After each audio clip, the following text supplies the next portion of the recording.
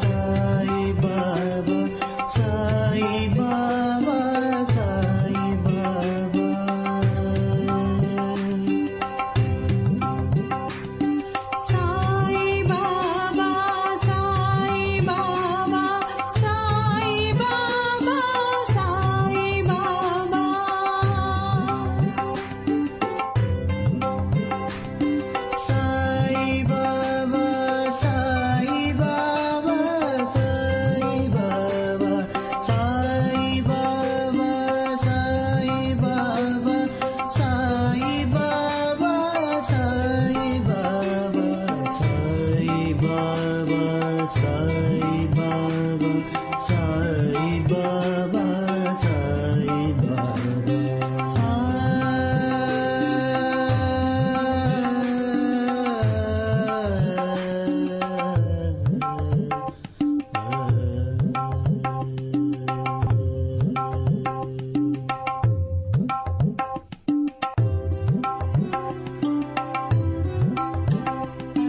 Sai Baba Sai Baba